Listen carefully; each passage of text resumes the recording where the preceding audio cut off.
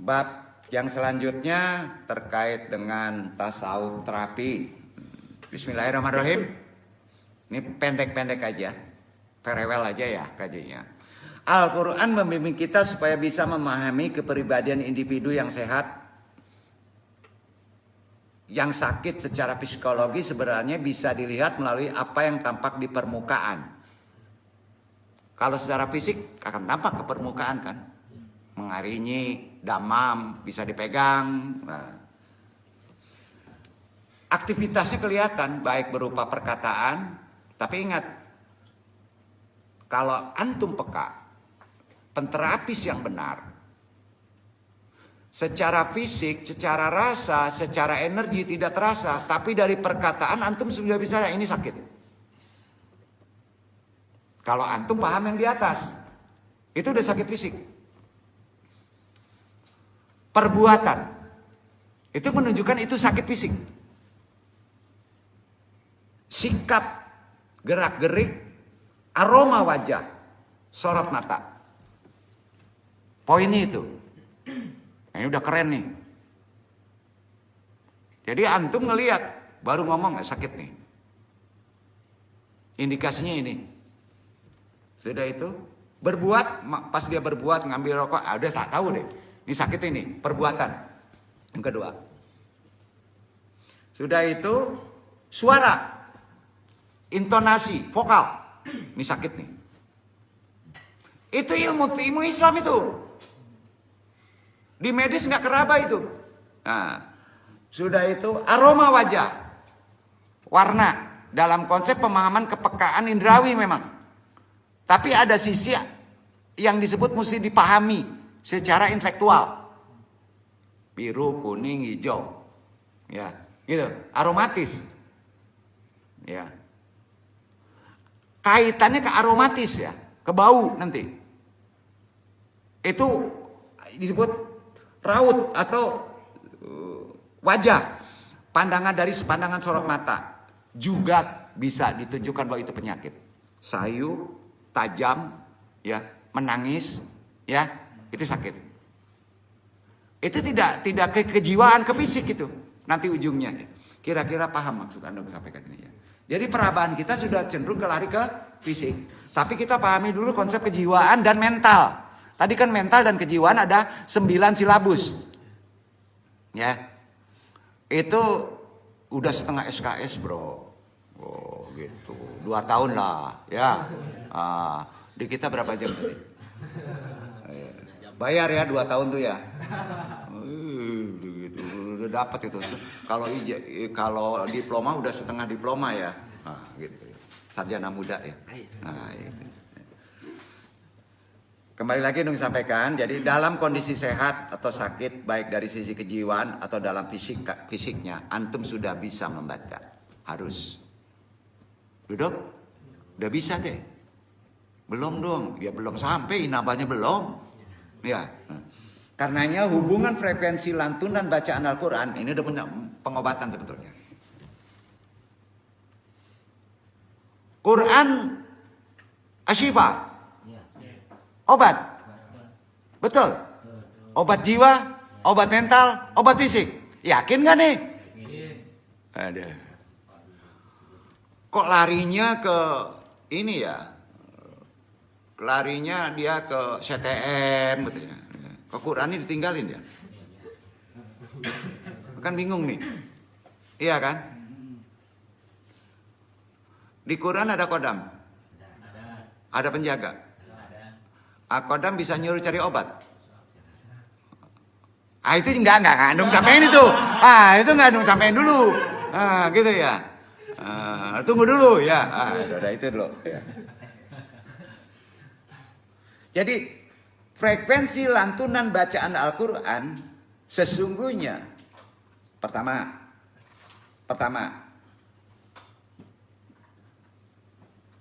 bisa mengurangi penyakit diabetes. Catat tuh.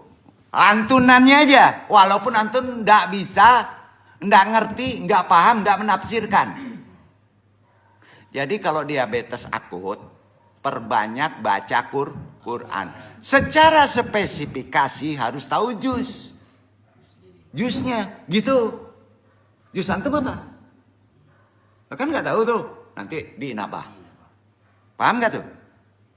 Baca itu, ulang-ulang. Diabetes akut bisa loh sembuh. Belum minum obat itu. Dan ini sudah ada pembuktian apa yang disebut observasi. Kliennya sekian orang baca dengan jus ini, sembuh dia. Ah, keren nggak tuh? Ah, nggak percaya pergilah ke Suralaya gitu aja lah. Kesel bener nih andung nih.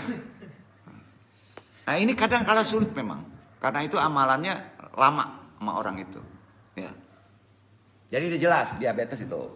Pengurangan penyakit diabetes. Ngurangin dulu lah. Umpamanya ternyata ada hubungannya sangat signifikan loh. Ini sudah dieksperimenkan. Ada penderita penyakit diabetes akut hanya dibacakan ayat-ayat Al-Quran 15 menit saja. Dan dia mendengar, bukan membaca lagi, hanya mendengar. Frontal dibacakan pagi dan sore selama 7 hari, hilang permasalahan diabetesnya. Apa hubungannya dengan fisik? Dengan kadar gula? Kan bingung gitu.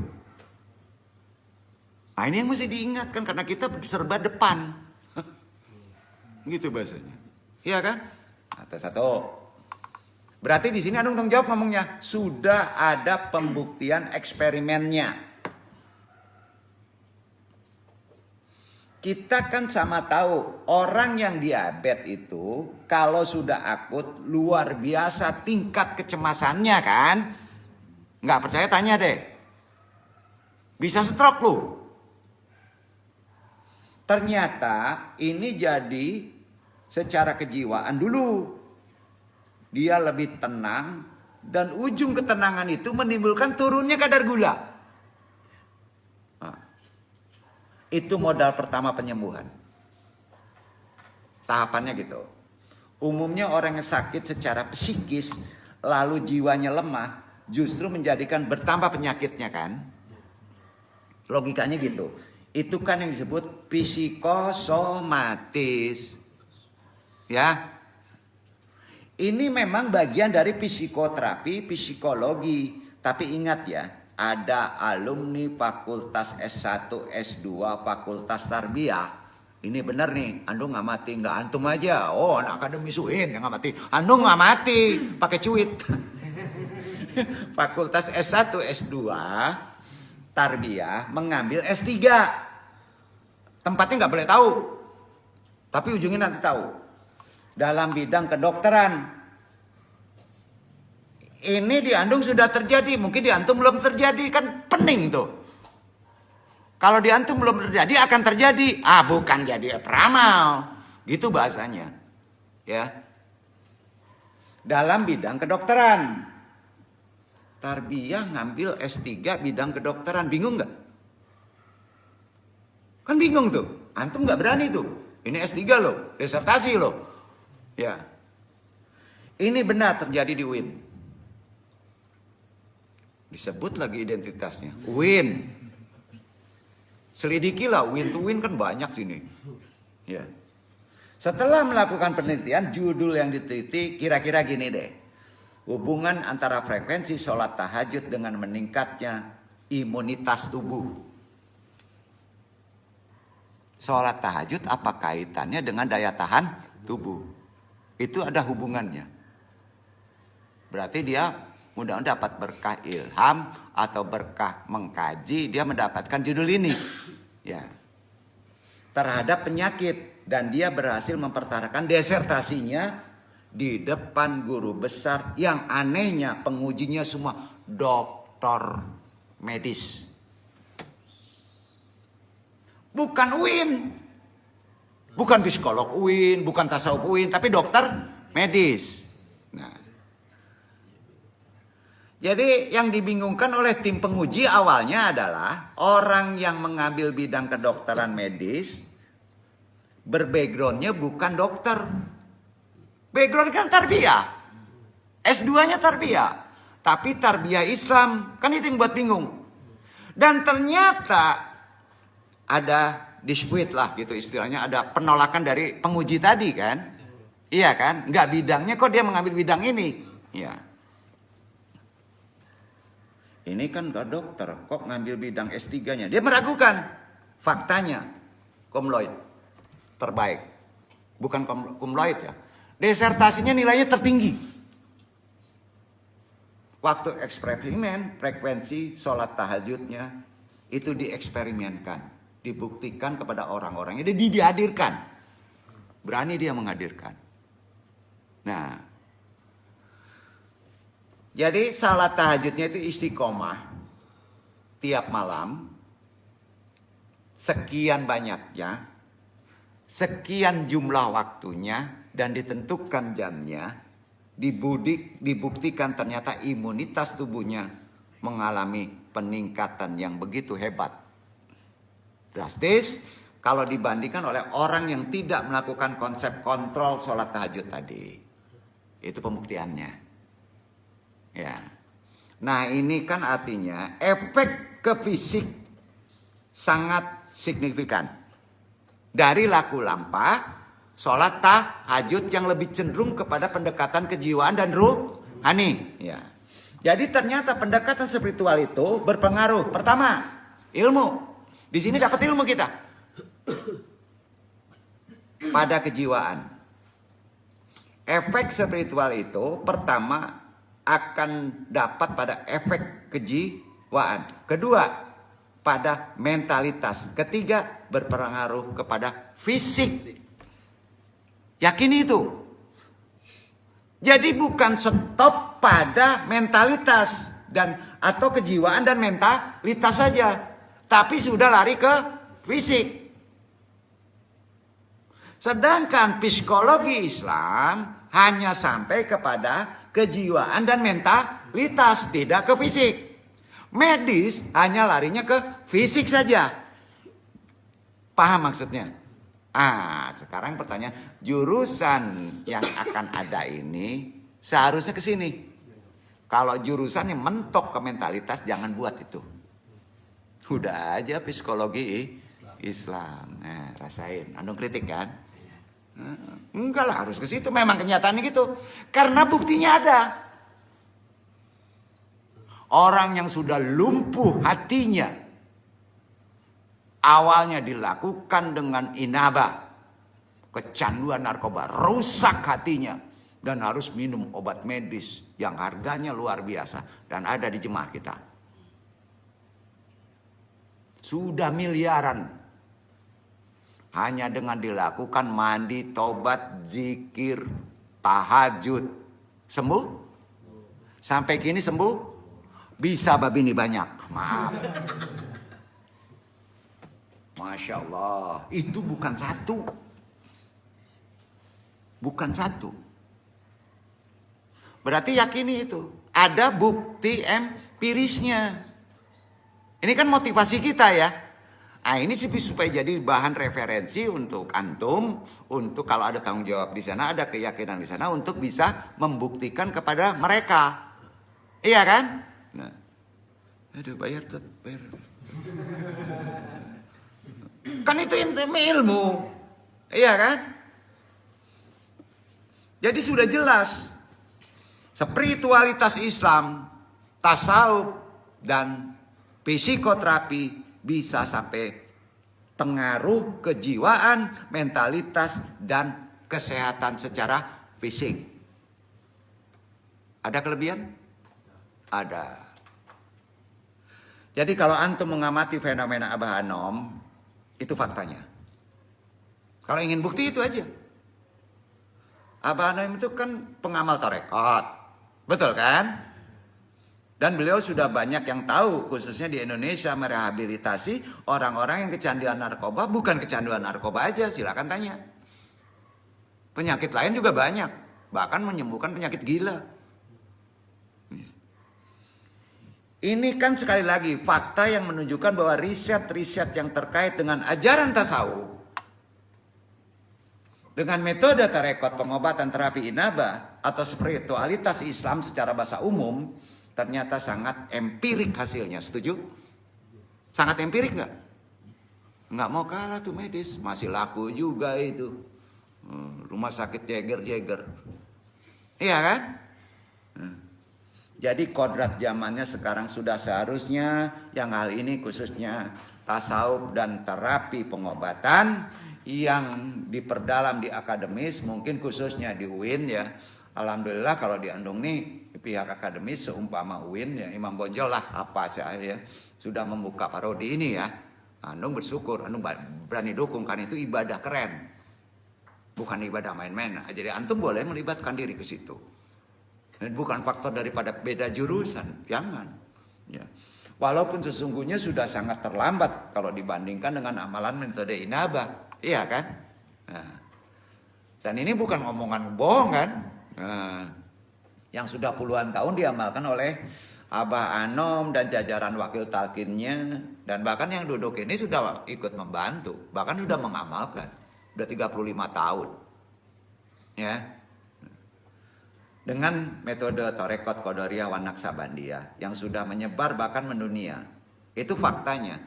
Belum kita melihat fakta-fakta dari ajaran Torekot yang ada kaitan dengan terapis, Satariyah, Qadariyah murni, Naqsabandiyah murni. Jadi umumnya orang bertarekat itu ada terapi untuk pengobatan secara fisik loh.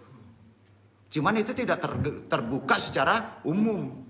Yang terbuka secara umum inabah. Ya. Jadi Andung kalau boleh memberi saran untuk antum yang di luar bidang ini khususnya ya, yang hanya mengaji agama tasawuf secara umum, secara biasa untuk konsumsi pribadi, mudah-mudahan ya ada promosi di Andung ya. Untuk mendalami, meminati, karena ini terkait memikirkan umat kan. Ya. Apa sebab? Yang paling penting kan memperkuat paradigma landasan keilmuannya, terutama pada aspek epistemologi dan metodologinya kan. Iya kan? Karenanya guna bisa terrealisasi, kita awali membangun kerangka metodologinya dahulu secara khas yang antum pegang.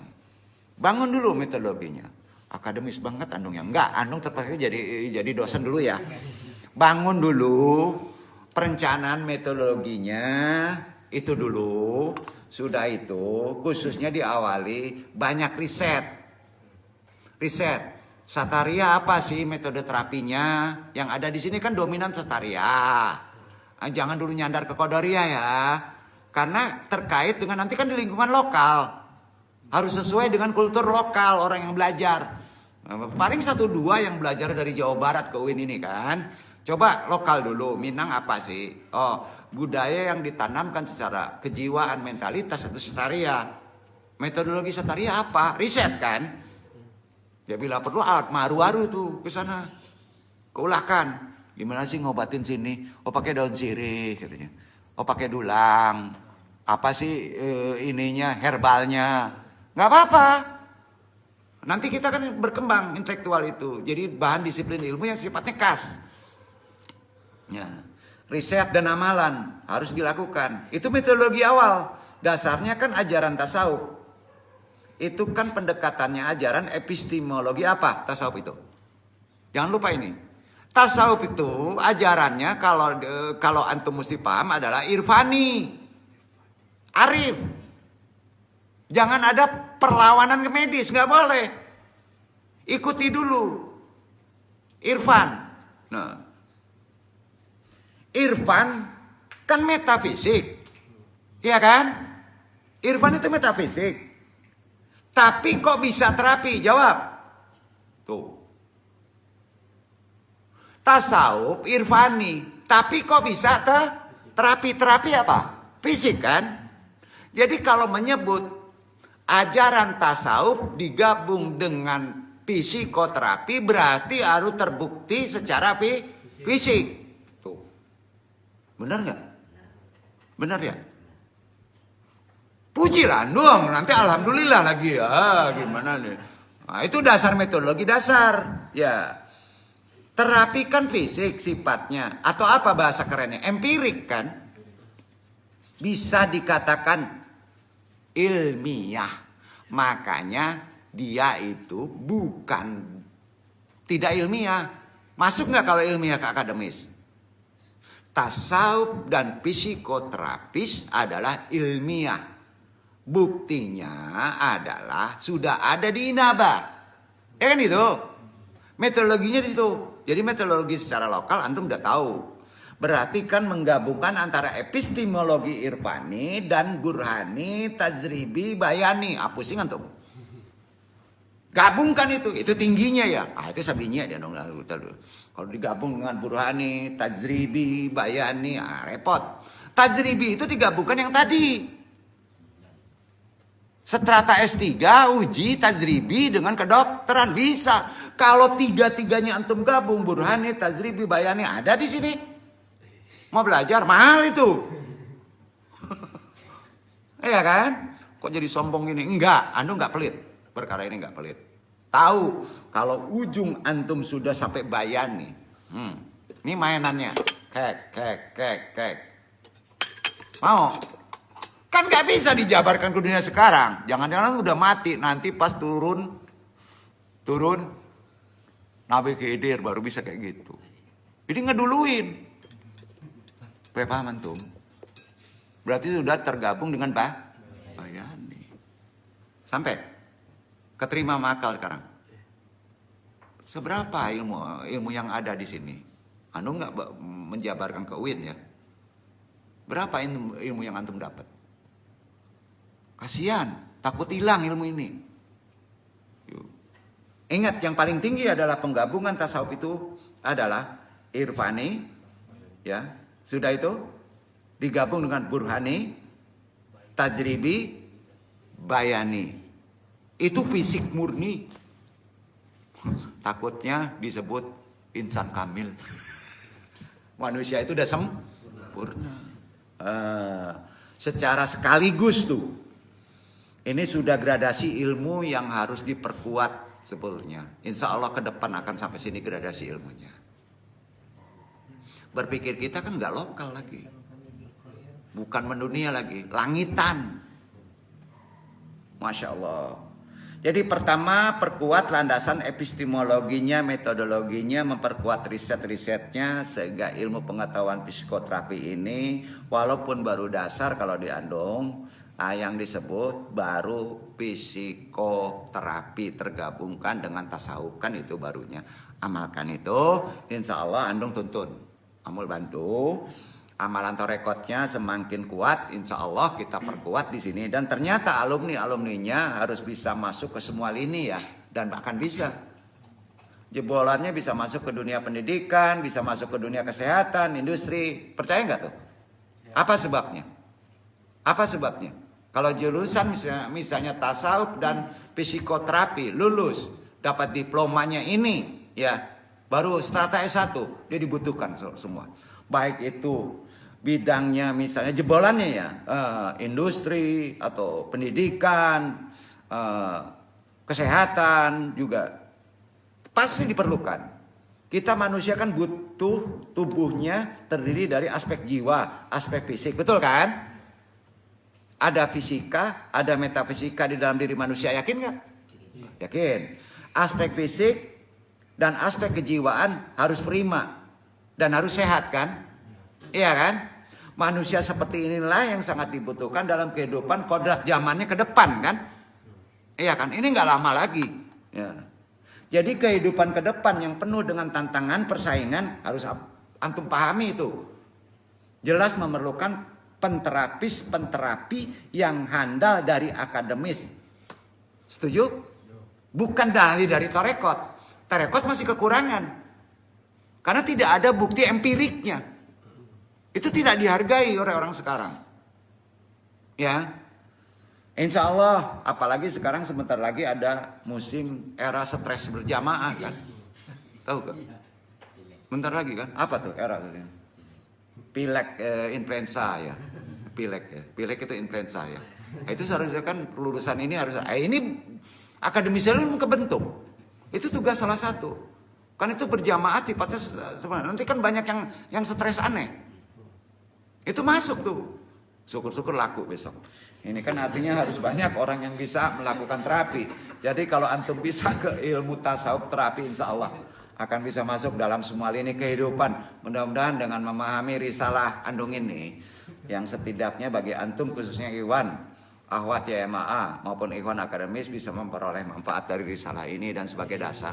Insya Allah besok kita lebih spesifikasi kepada proyek ke fisiknya. Gitu. Kok proyek ya? Bukan ya?